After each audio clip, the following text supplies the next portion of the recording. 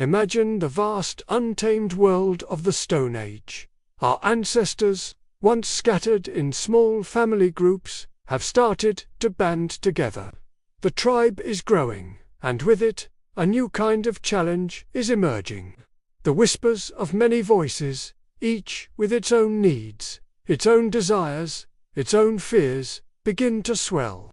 When voices grew many, one had to rise to bring them together. This isn't just a story about survival against the elements anymore.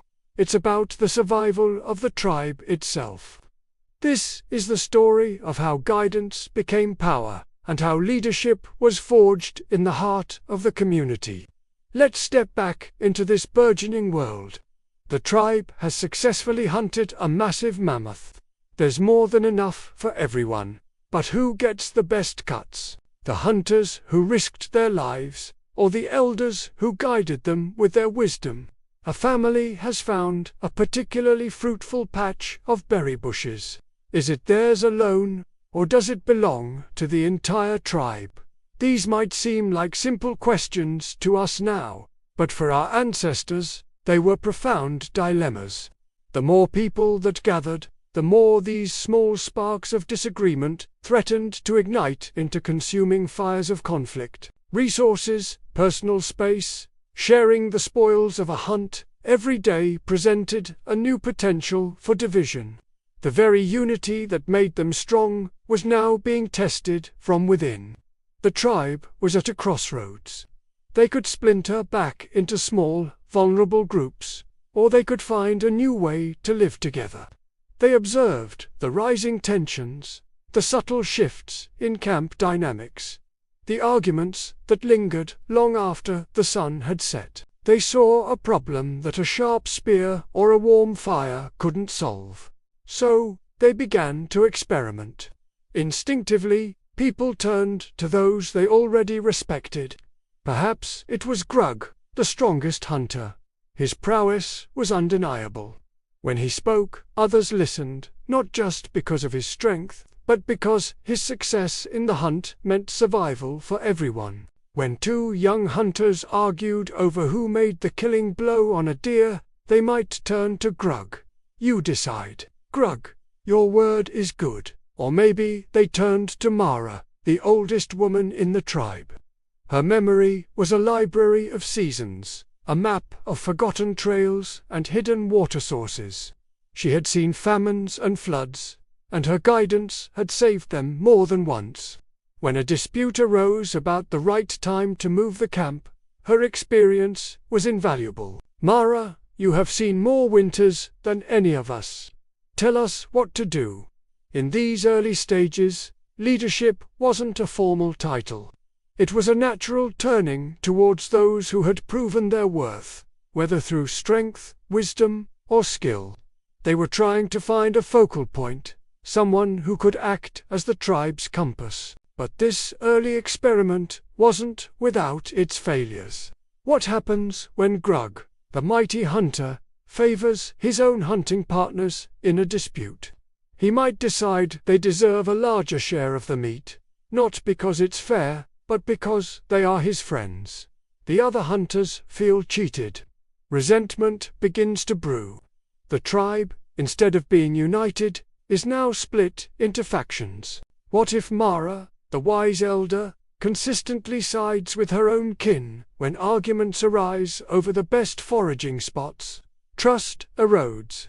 Her decisions, once seen as the epitome of wisdom, are now viewed through a lens of suspicion and bias. The realization dawns upon the tribe. Strength and wisdom alone are not enough. A leader's decision had to be more than just a command. It had to feel right, it had to feel just, to everyone. The most crucial ingredient wasn't power, but fairness. This was a painful but vital lesson.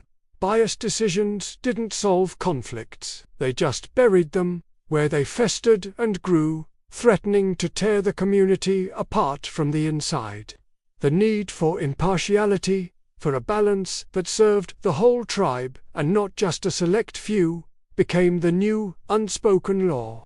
From the ashes of these failures, a more sophisticated system began to emerge. The tribe learned that relying on a single individual, no matter how capable, was risky. The solution was to distribute that responsibility. Instead of one person making all the decisions, a council was formed. This wasn't a formal election as we know it, but a natural coming together of the tribe's most respected members. It included the strongest hunters, the wisest elders, the most skilled craftspeople, and the most intuitive healers. Each brought a different perspective. When a problem arose, it was brought before this council. They would listen to all sides of the story. The hunters would speak of practical needs, the elders of tradition and long-term consequences. Others would speak for their families. They would debate, argue, and deliberate, sometimes for days, until a consensus was reached, a decision that the majority of the tribe could accept as fair. The leader was no longer just the strongest or the oldest, but the one who could best listen, mediate, and guide this council. Leadership became a role of immense trust. It was a burden given, not a prize taken. It was earned through a consistent demonstration of fairness, empathy, and a deep commitment to the well-being of the entire tribe. This was mastery.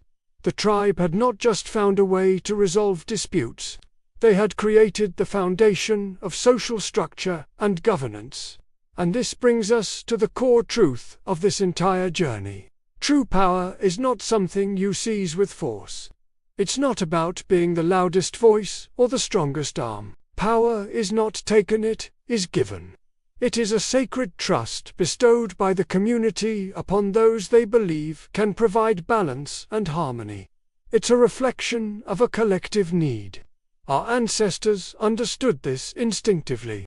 They gave authority to those who could best serve the group, those who could see beyond their own interests and make decisions for the good of all. This principle, born around a Stone Age campfire, echoes through all of human history and remains a vital lesson for us today.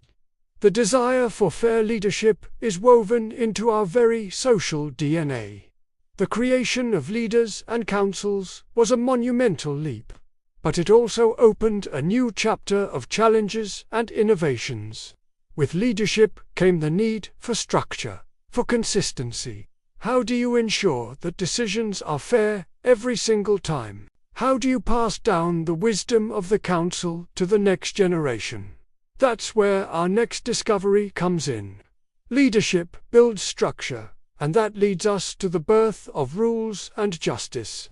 Join us next time as we explore how the first laws were carved, not into stone, but into the memory of the tribe. Thanks for watching, and if you enjoyed this journey back in time, don't forget to like, subscribe, and hit that notification bell so you don't miss our next step in the story of us.